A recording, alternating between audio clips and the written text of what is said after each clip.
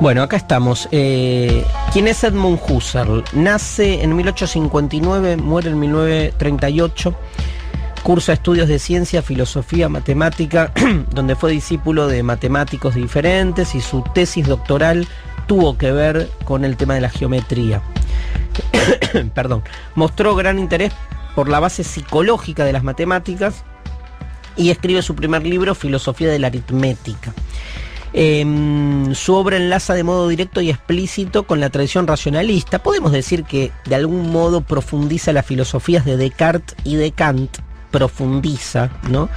Pero lo que hace básicamente es, a partir de 1913, con la publicación del libro Ideas, una introducción a la fenomenología pura, proponer una manera diferente de pensar filosóficamente la estructura de nuestra conciencia, de nuestro entendimiento, diríamos, mal dicho, de nuestra conciencia. ¿Cómo es que conocemos?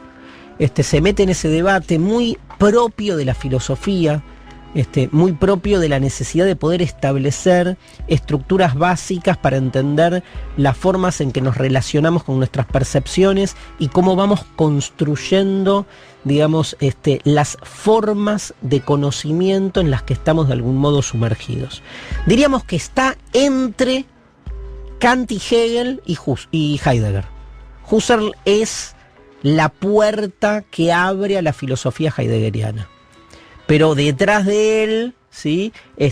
Hay una fuerte presencia, tanto decía de Descartes y de Kant, no de Hegel, ¿sí? De Descartes y de Kant, a los que entiende de algún modo como incompletos.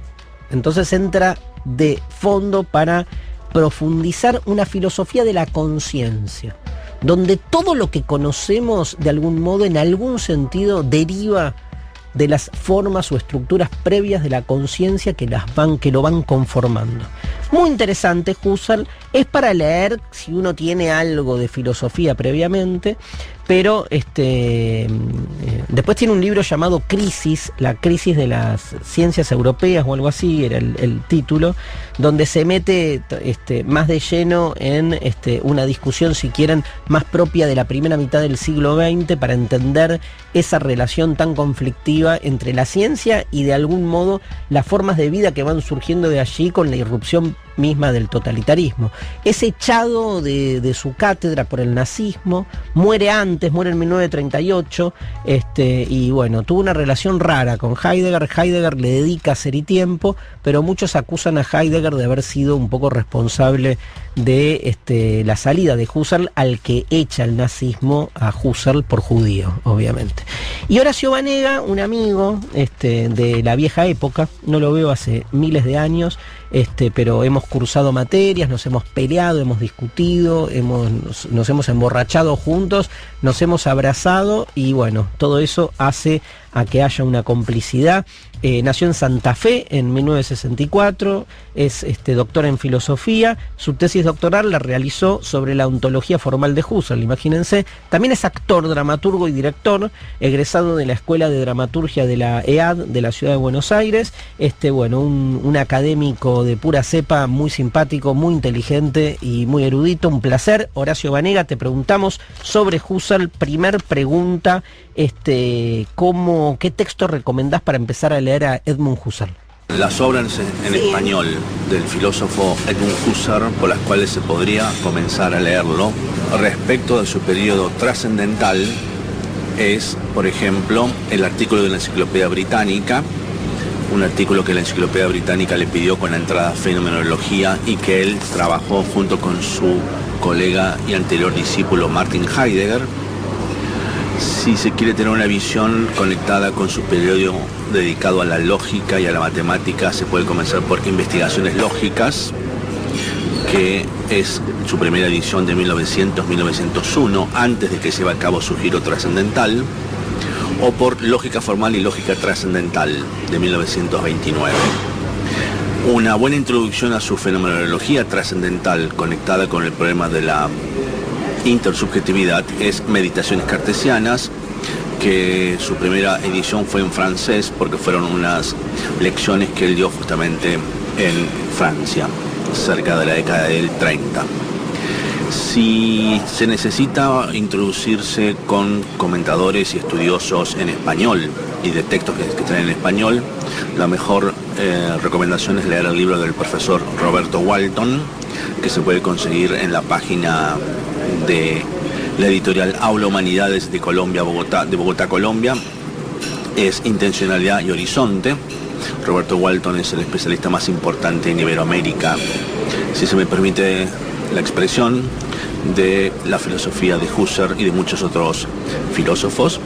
Y también se cuenta con la introducción a la fenomenología de Adolf Reinach, un discípulo del periodo de Göttingen de Husserl, que está traducido al español, y la introducción a la fenomenología de Jan Patočka, un filósofo checo que fue asesinado por la dictadura soviética. Meditaciones cartesianas, un librazo de Husserl, gracias Horacio. Me acuerdo haber rendido en el final de Gnosiología con el profesor Walton, que fue mi profesor titular, ese libro, La quinta meditación cartesiana, el problema de la endopatía o el conocimiento del otro. Fascinante, para los que estudiamos filosofía, es filosofía pura, ¿sí? Y es como lo que más nos gusta. Así como nos encanta toda la cuestión práctica de llevar la filosofía a la vida cotidiana, también nos gusta muchas veces hacer un interruptor y decir, déjame pajearme tranquilo con los propios problemas filosóficos. Y es, es orgásmico. Posta, pero ese final la pasé como el orto, me acuerdo, aunque me terminó yendo bien. Un grosso, Walton, maestro de Horacio, y Horacio, y te preguntamos, ¿por qué para vos hay que leerlo a Edmund Husserl? ¿Qué aporta? Yo creo que habría que leerlo a Husserl e introducirse en su pensamiento, porque es un filósofo del siglo XX que estableció una corriente dentro del pensamiento contemporáneo, del cual abrevó la filosofía existencialista de la década de los 50 y 60 francesa, la filosofía heideggeriana que empieza a surgir en la década del 30 en Alemania, y porque su pensamiento, que arranca en la filosofía de la matemática, termina justamente en la revalorización de lo que se conoce como el mundo de la vida o mundo de sentido común, el mundo social, en su conexión con las formaciones de la ciencia. Y por otra parte, porque se ha dedicado a un análisis de la vida de la conciencia desde el punto de vista de la primera persona, incluyendo los aspectos ligados directamente a lo que se conoce como el cuerpo propio, que son de un rigor incomparable con cualquier otro tipo de filosofía. Lo que pasa es que el que hace una historia de la filosofía no puede obviar a Husserl porque le está faltando un puente. Entonces, por ahí somos pocos los que nos copamos con Husserl en sí mismo, sin pensar, digamos, sus ventanas, ¿no?, hacia los otros autores. Pero es cierto que para el que se vuelve así como un estudioso, quiere entender posta a Heidegger, digamos, Husserl es hiper necesario porque es la previa, ¿no? Digo, a mí me encanta Derrida, por ejemplo. Para entrarle a Derrida hace sus investigaciones juveniles sobre la obra de Husserl. Entonces es sobre la geometría, ¿no?, de Husserl. Y me parece que está buenísimo, digamos, llegar a lo que después es todo un pensamiento de la otredad a partir, digamos, de un discurso que es de otro tiempo, que es previo, pero que termina siendo fundamental para entender que no es que uno llega un día e inventa un sistema de filosofía, ¿no? Bueno, última pregunta, Horacio, ¿cuál es la actualidad para vos hoy de una filosofía tan compleja como la de Edmund Husserl? La actualidad consiste y radica en que las derivas del pensamiento de Husserl y los conceptos de Husserl se encuentran en todas partes en las ciencias sociales y en las humanidades.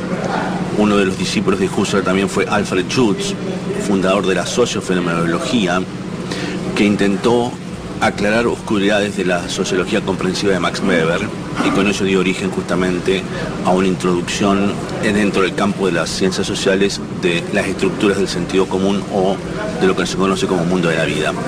En segundo lugar, en las ciencias cognitivas, en las neurociencias, no es posible hoy no tener en cuenta lo que se conoce el cuerpo propio y que da lugar al programa de la cognición encarnada o de la enacción, para dar cuenta justamente de las habilidades cognitivas. En tercer lugar, todo el desarrollo que está teniendo en cuenta el conocimiento práctico.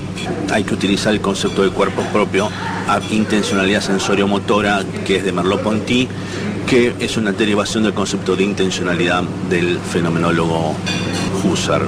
Entonces, la actualidad de Husserl tiene que ver fundamentalmente con el rescate desde el punto de vista de la primera persona en el ámbito científico y con cierta cuestión práctico-pragmática en la cual su conferencia Las crisis de las ciencias europeas y la fenomenología trascendental, al cual es invitado cerca de 1933-34 a que la dé en Praga.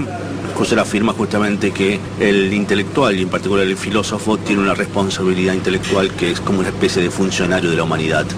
Si restringimos un poco la aseveración tan alemana de funcionario de la humanidad, podríamos pensar entonces que tiene en el fondo una visión práctico-pragmática, en el sentido en que la filosofía tiene que servir para vivir mejor.